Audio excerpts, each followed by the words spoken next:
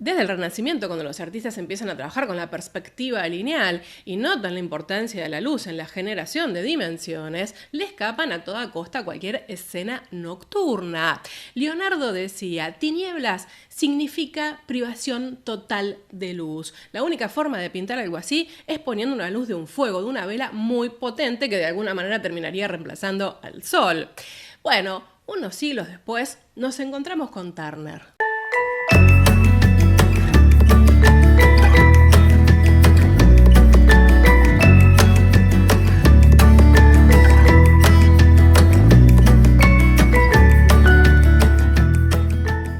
Les doy la bienvenida una semana más y hoy con un tema potente. Turner por un lado y el nocturno por otro. ¡Qué combo!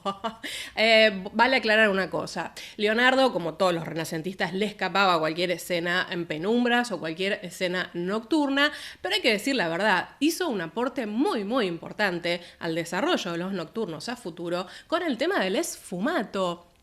Esto de tratar de reflejar la perspectiva atmosférica, disminuyendo la gama cromática, sería las cosas más lejanas se ven más azuladas, más diluidas, más oscuras. Bueno, fue un aporte fundamental en la historia del arte y de hecho va a tener una culminación mucho más desarrollada en el barroco, ¿no? Donde la oscuridad, la tiniebla, ayuda a potenciar la escena por el contraste con la luz. Ahora, el nocturno en la pintura es algo muy, muy puntual y muy, muy particular. Casi nadie se le animaba al nocturno. Por algo constituye de alguna manera un género en sí mismo. Entonces, ¿cómo definimos un nocturno? Como representaciones de escenas que suceden de noche, que pueden ser interiores o pueden ser exteriores. En este caso la luz, que ayuda a definir la representación para que se vea algo justamente, puede provenir de una fuente natural, la luna, las estrellas, o puede provenir de una fuente artificial, cualquier tipo de lumbre, un fuego, una vela, ya más en la modernidad, por supuesto, la luz eléctrica, en fin. Siempre tiene que haber un apoyo de una fuente de luz para hacer el contraste y entender que estamos hablando de una escena nocturna, por supuesto. Y la verdad es que a pesar de que el barroco hace un uso intenso del contraste de colores más que del nocturno, quiero decir colores fuertes con luz enfocada, artificial, teatral, por supuesto, era otro el objetivo, ni hablar, también le escapa a escenas nocturnas, porque tiene un desafío técnico muy grande representar de una manera natural, real, una escena, imágenes que suceden en la oscuridad. Es muy difícil de trabajar y todo el mundo le seguía escapando. Ya, bueno, algunos mencionan a Rembrandt con la famosa ronda de noche, que se los voy a dejar por acá linkeado. Bueno, primero ya se demostró que no era ninguna ronda nocturna, pero es cierto que había como una suerte de luz puntual, un poco más enfocada.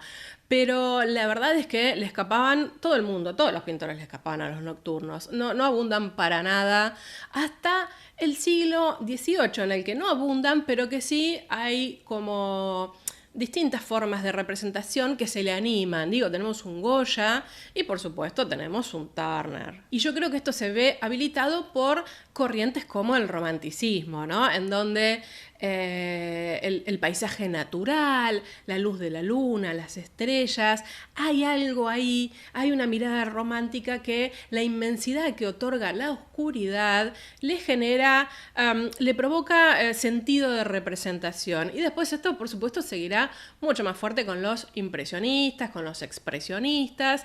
Igual es cierto que si bien los impresionistas trabajaban al aire libre, es como una corriente o un movimiento que tiende más a la luz, más a los colores vivos y brillantes, pero ya había esa cosa más atmosférica instalada. Y para ponerle más complicación a todo esto, cuando hablamos de una escena exterior, es decir, donde yo no estoy en un lugar cerrado y puedo apelar a una chimenea, a un fuego, un candelabro, algo que me permita jugar con la luz para la representación, la cosa se complica mucho más, porque ahí nos tenemos que meter a hablar del paisaje. Ustedes saben que el paisaje como género en sí no existía, o sea, apenas ahí la academia lo reconoce a partir del siglo XVIII.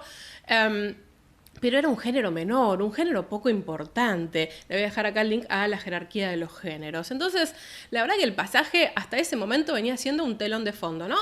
Sucede una historia, una narrativa, y hay un paisaje de fondo. Hay arbolitos, hay una ciudad, hay un río, etcétera. Pero en el siglo XIX esto cambia radicalmente y el pasaje empieza a ser protagonista, se empieza a estudiar, se empiezan a abundar en las representaciones de ámbitos naturales. Y ahí ya tenemos como una primera subdivisión, ¿no? Tenemos el landscape, el paisaje de tierra, el seascape, el paisaje marino o las marinas, como se van a llamar después coloquialmente, y el skyscape, el paisaje que involucra al cielo.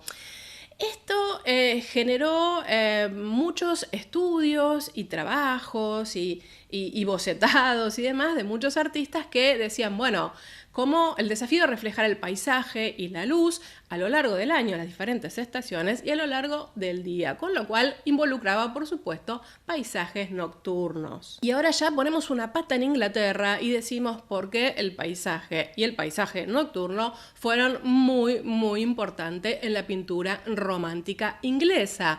Bueno, a ver, acá tenemos distintos factores.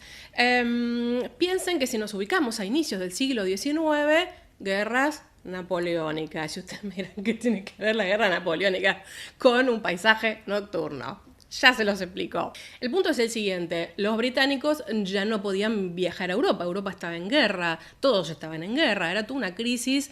Y además, por supuesto, Gran Bretaña se enfrentó cabalmente a Napoleón. Entonces, bueno, todos se enfrentaron a Napoleón igual. Pero lo que quiero decir es que no era viable ya para los británicos cruzarse, ir a pasear a París, a Roma, a Italia. Estaba absolutamente vedado. Y ahí empiezan a pasar dos cosas. Por un lado hay corrientes de pensamiento que dicen, bueno, reflejemos la belleza de nuestro país, de nuestras islas, cómo es el paisaje, para que las personas puedan pasear y además generar y mover la economía dentro del país. Y por otro lado se ve un fenómeno muy interesante que tiene que ver con la parte agrícola, ¿de dónde nos abastecemos? Sí.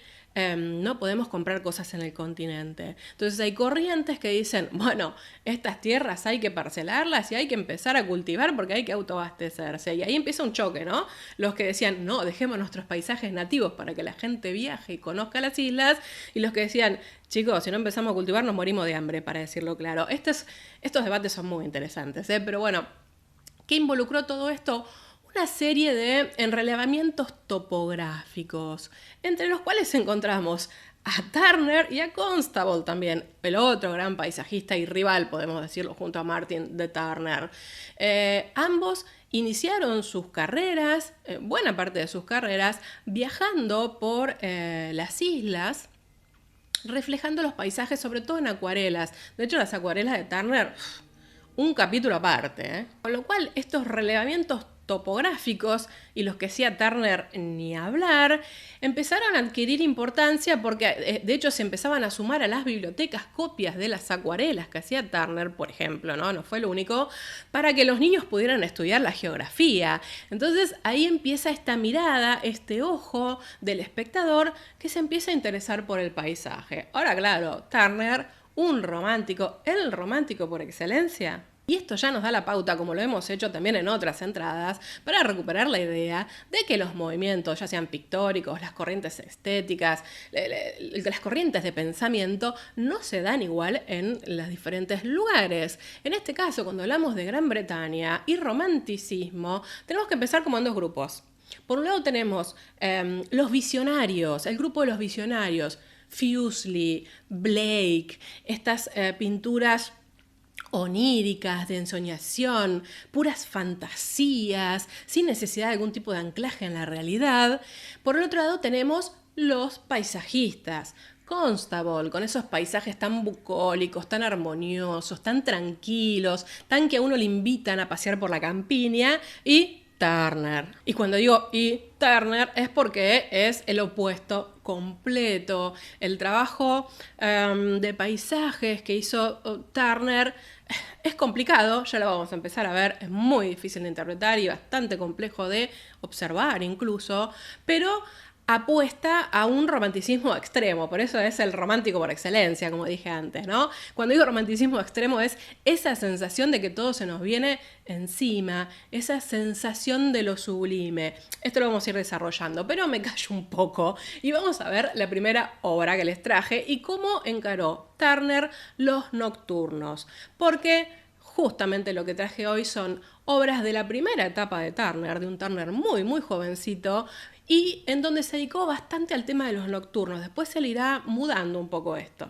Les pido que se sienten, que se pongan cómodos, sobre todo para no caerse de traste, y que miren Pescadores en el mar. Esta Marina Nocturna fue el primer óleo que presentó William Turner a la Royal Academy. Y es muy interesante porque él un poco acá se inscribe en la tradición de otros autores y pintores que empezaron a fomentar eso. Vamos a meternos con la descripción de la obra. Vale aclarar que además Turner también había presentado acuarelas ese año, en 1796, pero este fue el óleo con el que se lució. La pintura presenta una vista iluminada por la luna, con pescadores en un mar más que agitado. Se supone que esta es una vista de la isla de Wight. ¿Cuál es la historia aquí? Que hay unas barcas de pescas que están siendo impulsadas, arrojadas, arrastradas por una ráfaga de viento. El mar aparece con olas importantes en formas totalmente desordenadas. Da la sensación de que estas barcas se van a estrellar velozmente. Incluso uno podría dividir esta obra como en 3 planos. El primer plano, el más cercano a nosotros, lo ocupan esas olas fuertes, apabullantes. El segundo, las barcas que luchan para seguir manteniéndose a flote, es decir, para no hundirse. Y más lejos, bastante más alejado, encontramos la costa. ¿Qué es lo que hace Turner? Pone una luz directa que ilumina el barco y ahí es donde deberíamos posar nuestra mirada para poder apreciarlo. Y es tan contrastante esto, ¿no? Porque la escena transcurre de noche, la mayor parte del lienzo, si ustedes lo ven, tiene oscuridad, el cielo oscuro con nubes negras que empiezan a volverse más claras a medida que se van acercando a la luna y se abre como ese halo. Ahora, ¿qué es lo que hace Turner también, por cierto, para que nosotros nos preocupemos por esos pescadores, temamos por sus vidas? Pensemos en la composición. Tenemos una suerte de círculo en el centro y los vértices de ese círculo son las olas que, en tanto, ¿no?, verdosas, con transición a ocre, que se terminan fundiendo con el cielo hasta llegar al destello de la luna, justamente cuando se empiezan a despejar estas nubes. Y es tan potente la luz de la luna que contrasta con la vulnerabilidad de, miren ustedes, esta linternita parpadeante que tienen los pescadores. Si hay algo que queda claro en todo esto, entre la conexión de las aguas con el cielo, es que la naturaleza tiene un poder mucho más grande sobre la humanidad del que uno podría creer y por lo tanto tiene en sus manos el destino de los pescadores. La transición de colores desde lo más oscuro hacia los bordes hacia el centro, donde por ejemplo nos encontramos con estas olas verdosas y azuladas, con parte de espumas blancas, espuma marina, que muestra que está agitado ese mar, apenas algunos ocres que nos permiten identificar el espacio, es decir, que hay una barca en primer plano y otras a los costados. Apenas también nos permite intuir que hay personas, personitas ahí y un mástil. Y ese mismo esquema de colores que se va hacia atrás para iluminar el resto del mar, para iluminar la costa de los farallones, hasta llegar a esa luna. ¿Qué es lo que tenemos acá? La potencia de lo sublime. Nos podríamos detener en este cuadro horas. Al menos a mí, me parece impactante, además de fascinante. Pero vamos a entender un poco cómo se recepcionó este cuadro en ese momento y qué se pensó de él. Porque hay que decir la verdad, Turner no era conocido, fue su primera obra. Vamos a ver lo que dice uno de los críticos. John Williams fue un crítico bastante famoso que escribía bajo el seudónimo de Anthony Paskin en The Critical Guide y dice lo siguiente sobre esta obra de Turner. Recomendemos este cuadro expuesto en la antesala a la consideración de las personas de juicio. Está tratado de manera notablemente nueva, no obstante el principio de este tratamiento no es correcto. No dudamos en afirmar que este cuadro es una de las mayores pruebas de una mente original en la actual exposición de pinturas. Las barcas flotan y se mecen bien, y el movimiento del agua es una ilusión admirable. Y este es un camino inaugural para Turner en su relación entre las marinas, es decir, los paisajes marinos, y su pintura, y el siglo XVIII. ¿Quién más sino para reflejar el mar de esa manera en ese momento? Por otro lado, no podemos negar que sí había cierta resistencia de algunos de los miembros de la academia, de los críticos, en decir, pintar la luz de la luna, algo más trivial que esto, todavía se veía como algo bastante trivial, y ahí es un camino que Turner trabajará e impulsará muy importante, y abre un espacio al paisaje que se vuelve en términos narrativos mucho más complejos a futuro, ¿no? Ya vamos a retomar otros ejemplos. Hay que pensar en todo esto también la fuerte relación de Gran Bretaña con el mar, ¿no? No solo como potencia marítima, sino también, bueno, las secuelas de las guerras también en el mar, que implicaron que, bueno, ahí para este momento se abre un museo de la historia naval, donde iban ex combatientes, ex marinos a contar sus experiencias, y decían que bueno, que esta obra de Turner era bastante eficaz como marina. Y por otro lado, la demostración de Turner para presentarse así ampulosamente de su capacidad técnica, el juego de luces, los juegos de texturas, el tipo de pinceladas. Quiero decir, él ya está encontrando acá su camino a un tipo de representación que ya vamos a ver que se va a ir también exagerando, no sé, densificándose, por decirlo de alguna forma. Acá todavía podemos ver un barco más o menos delineado, algunas personas, podemos identificar algunas cosas en este paisaje de Turner. Nos pone la luz bastante clara, es decir, no nos perdemos, sabemos por dónde tenemos que mirar,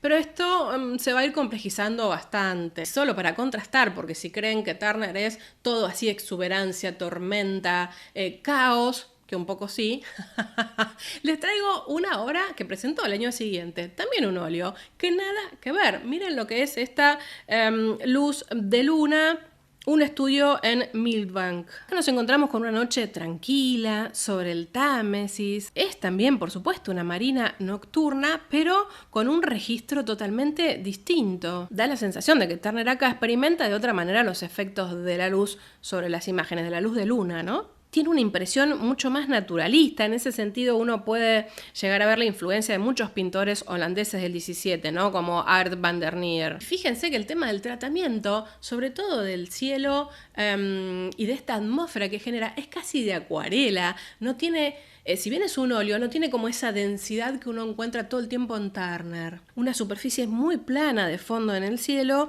que va adquiriendo en realidad cierta densidad, cambios de pastosidad puntualmente, cuando se nos va acercando, cuando nos vamos acercando a este río que tenemos en primera instancia y a estas barcas. Pero Turner es Turner y tenemos que mirar el naufragio. Ya acá nos adelantamos unos años y pasamos de siglo, porque se exhibió en 1805, y vuelve Turner sobre un nocturno, sobre un tema también de por sí oscuro. Estamos hablando de un naufragio, de un momento dramático con otra potencia. Sin embargo, quiero que noten lo que hace Turner. El cielo da la sensación de que fuera más también trabajado el óleo como si fuera una acuarela, más lavado, más tranquilo, en términos de mancha, ¿no? Y claro, lo que tenemos en primer plano da la sensación de que tiene textura. Y acá vale la pena detenerse un poco porque les va a servir para ver la obra de Turner, cualquiera sea que encaren.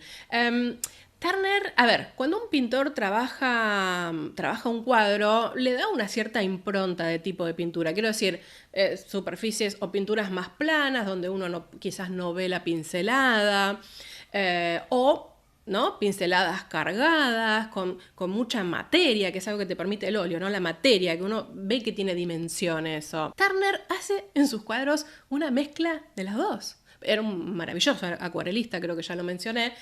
Y encontramos partes del cuadro en donde la cosa es más tipo una gouache, más diluida, más otro tipo de mancha, una mancha más que se expande, y después mete, todo con óleo por supuesto, ¿no? Y después mete unas pinceladas de óleo bien cargadas, bien matéricas, y eso hace que el cuadro tenga como diferentes texturas. Es algo que en otro autor no lo van a encontrar. Pero volvamos a este naufragio, porque acá tenemos una mezcla de todo. La recuperación de los estudios que hizo Turner sobre el sfumato y el chiaroscuro, oscuro, ¿no? Este trabajo interno de la luz que viene del cuadro mismo, de atrás del cuadro mismo. Por otro lado, la incorporación de la escuela veneciana en la sutileza de las transiciones de color, esta mirada tan cromática que tiene la escuela veneciana, los trabajos incluso, ¿no? Sobre la descomposición de la luz, que él lo retoma bastante a Goethe, a Newton, el papel de las tinieblas en todo esto, y también sus propias investigaciones, sus inquietudes sobre el movimiento. Turner siempre fue un tipo muy... un gran estudioso, un tipo aficionado a la academia o al academicismo en términos de estudio, de buscar, estudia todo, geografía, física, matemática, o sea, era un tipo muy, muy curioso y todo lo captaba y trataba de llevarlo a, por supuesto, su obra, ¿no? Y acá vemos ya con mucha más presencia el tema de las formas abiertas en las que pinta Turner. Ya los límites son más imprecisos que en las obras previas, son más laxos, se funden, ¿no? Se funden las formas con la atmósfera, hay dinamismo, por supuesto, los efectos de luz y la primacía del pincel. No van a encontrar dibujo. Ya esto nos permite, por supuesto, aproximarnos a aclarar una cosa. Turner no es un pintor de anatomías. No le interesa. Si bien ha hecho dibujos y en sus libros de sus sketchbooks, ¿cómo se llama? Bocetos. Decía, en sus libros de bocetos, vemos que, por supuesto, hay dibujos de figuras humanas. Fíjense la poca atención que le prestaba a la forma.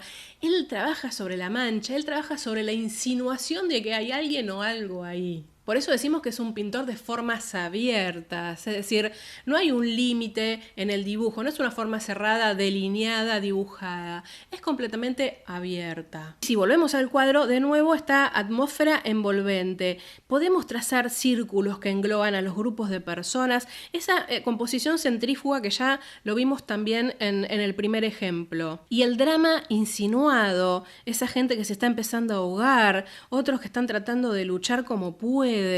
Hasta incluso uno podría intuir las expresiones de estas personas. Las olas que bambolean de un lado para otro. Miren lo que es los blancos, ¿no? En este caso, esa agua que choca y genera espuma contra todo. Y justamente, recuperando esta idea que mencioné de la pintura veneciana, miren los toques de color.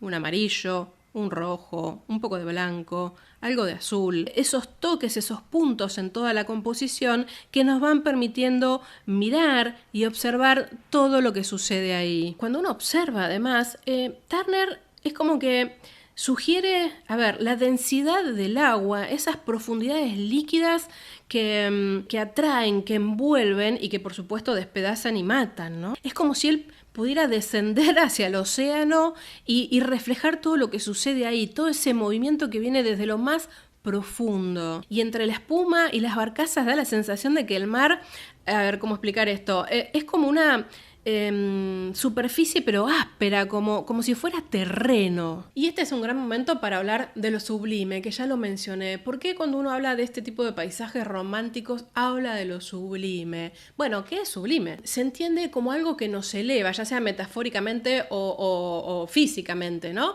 Quiero decir, como algo que va hacia las alturas, algo grandioso que va hacia lo mejor. Pero también tiene otra pata esto, que es el sublime, ¿no? El abismo. Entonces, ese umbral alto se complementa con este abismo lúgubre, con esto que todos tenemos en alguna parte de nuestro interior. Creo que es la manera más clara de tratar de hablar de lo sublime en el romanticismo. Y entonces Turner, a través del agua, que es como su excusa narrativa, lo que él necesita transmitir de esto de lo sublime, nos mete ahí. Sentimos esa sensación de que podríamos ser nosotros, de que nos podríamos ahogar, de que podríamos estar sufriendo esta situación mirando un cuadro, es decir, sin correr el riesgo. Para eso está el pintor romántico, para hacernos sentir, acercarnos a esas sensaciones sin correr riesgo, porque claramente si estuviéramos en esa situación,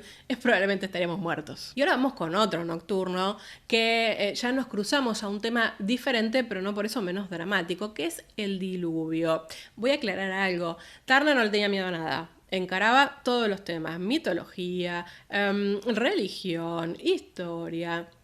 siempre en el marco del paisaje. La temática para él era una excusa para encontrar su forma de de reflejar lo sublime, de lo que venimos hablando. En este caso, y eso también tiene que ver, quiero aclararlo, por los pedidos de la Royal Academy. La Royal Academy ponía todos los años un tema, y sobre ese tema recibía las composiciones para el salón, es decir, que uno tampoco se podía mandar a hacer cualquier cosa.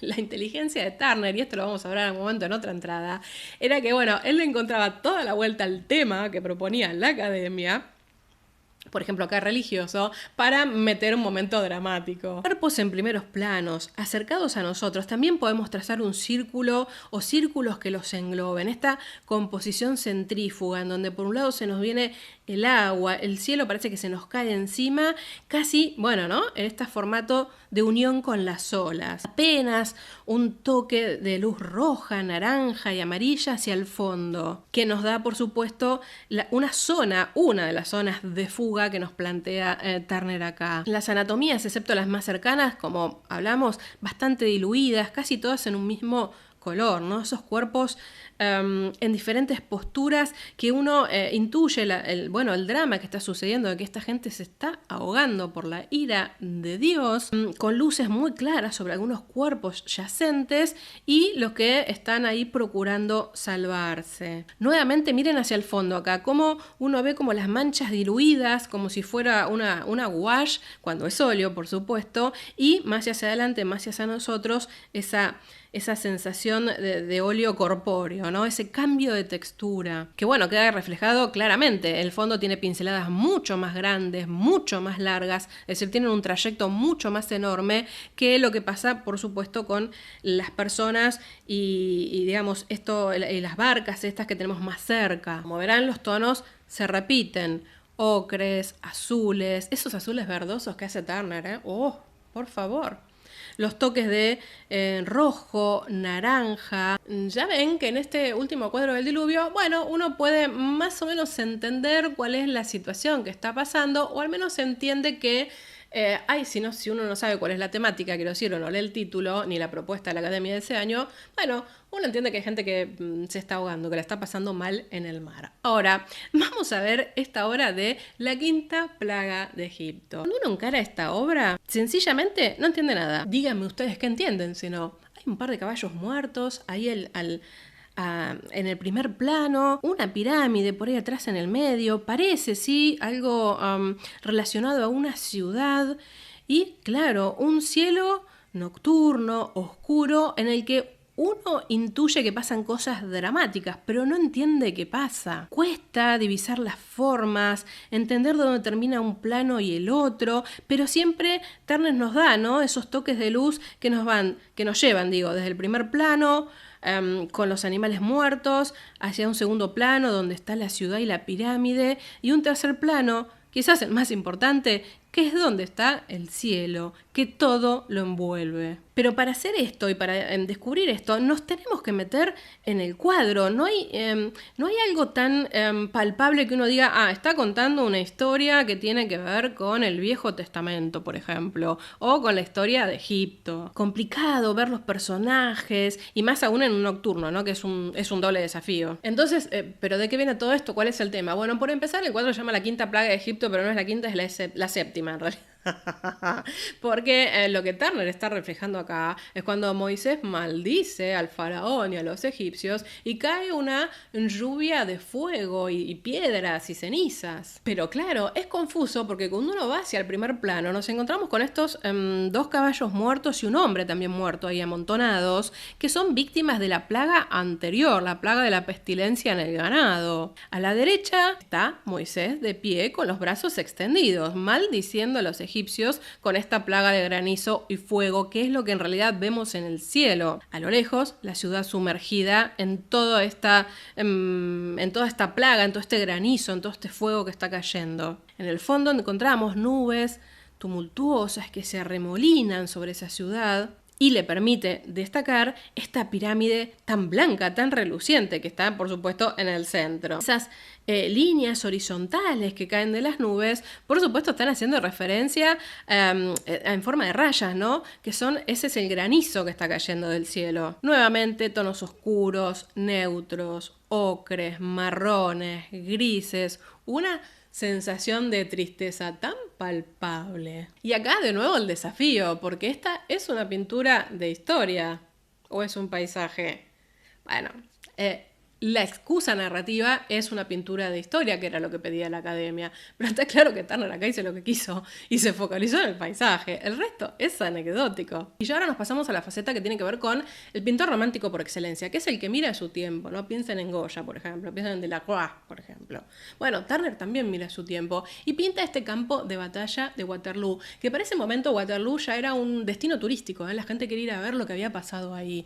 Y nos mete en una atmósfera tranquila, pero también opresiva, todos esos cuerpos ahí amontonados con una luz de luna que no se ve tan claramente, está como diluida. Incluso él acompaña este cuadro, algo que hace bastante Turner, muy romántico por cierto, con una serie de versos. En este caso recuperó una serie de versos de Byron, pero él también a veces solía escribir algunos versos o en los títulos larguísimos, ¿no? Es el ejemplo que trajimos hoy acá, donde trataba de explicar las sensaciones, que era anclar el cuadro a las sensaciones que él había percibido o que él quería reflejar. Y ahora, última hora, y les traigo un nocturno desafiante, porque nosotros dijimos que en Inglaterra había dos tipos de románticos, ¿no?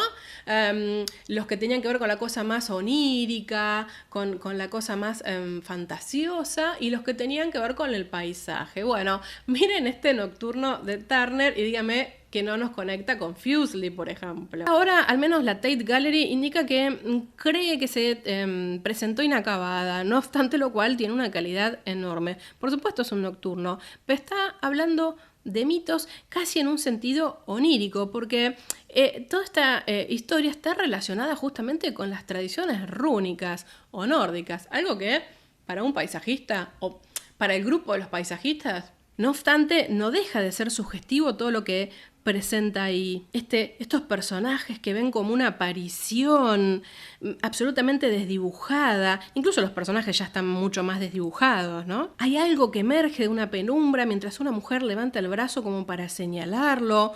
Es decir, creemos o uno puede pensar que está aterrada ante esta aparición. Noten ya que las pinceladas están cada vez más abiertas todavía, cada vez hay menos definición en el paisaje y en las formas humanas, por supuesto. Son formas antropomorfas las que aparecen por ahí. Es muy llamativo esas pinceladas blancas tan grandes, tan concretas que pone, que vendría a ser una tela, ¿no? Sobre la que estaba apoyada esta mujer que señala. Y apenas una claridad hacia el fondo, esos naranjas tan claros, tan rojizos, tan acompañados en el cielo por esas pintitas blancas de las estrellas. Para ir cerrando algunas reflexiones finales que me parecen muy potentes para entender toda la obra de Turner, a la que vamos a volver más de una vez, créanme. De hecho, creo que acá me agarré una angurria y presenté demasiadas obras juntas. Pero bueno, quería dar como todo un pantallazo de los nocturnos concreto, porque, a ver, Turner tiene mucha producción y es como el pintor inglés por excelencia. Es la pintura inglesa, ¿no?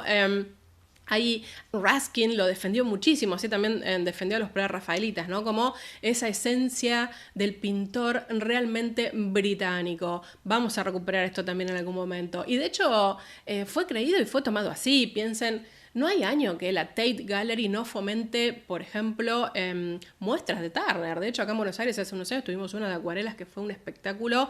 La Tate Gallery es muy, muy activa en mantener a Turner y a la imagen de Turner como el pintor inglés. Algo que no le pasó a Constable, pero en algún momento le va a llegar. Hay que decir también que esto es así porque cuando Turner muere, lega todo al Estado. Entonces ahí gran parte de su producción llega a la Tate y otra parte va a la National Gallery. Con lo cual hay mucho material, y sobre todo los libros, los cuadernos de bocetos, todas las acuarelas, estudios de él y cuadros que se los quedaba para él, que no los vendía, están ahí. Entonces hay mucho para disfrutar y mucho para ver de Turner. Pero, ¿qué es lo que quiero recuperar? La relación ya desde el inicio de Turner con el paisaje, con la representación de lo sublime, con la representación de la inmensidad y con lo que eso nos genera a nosotros y a ellos, por supuesto, y a él, con lo vivo, con lo que tenemos que sentir y percibir. De hecho, les traigo acá una pequeña frase ya para cerrar, que dijo Turner a un amigo y un colega en su lecho de muerte. Así que me convertiré en una nulidad, ¿verdad? Es decir, mientras haya existencia tiene que haber sensaciones, tenemos que estar ahí al borde percibiendo todo lo que nos rodea. Luego, la nulidad. Muy, muy interesante. Espero no me quede muy largo esto. Vamos a hablar mucho más de Turner en algún momento. Pero bueno, quería recuperar al menos estas primeras obras y un eje temático que eran los nocturnos. Les agradezco infinitamente que hayan llegado hasta aquí. Si les gustó, me regalan un like, por supuesto, y comparten, que es la forma que tenemos de llegar a más personas. Les dejo mis contactos y háganme saber en los comentarios qué les parecieron estas obras de Turner, qué les parecieron estos nocturnos, qué le provocan, qué tipo de sensaciones encuentran que Turner transmite y bueno, bastante de lo que hablamos de su técnica. Bueno, aguardo sus comentarios. Nos vemos la próxima semana. Adiós.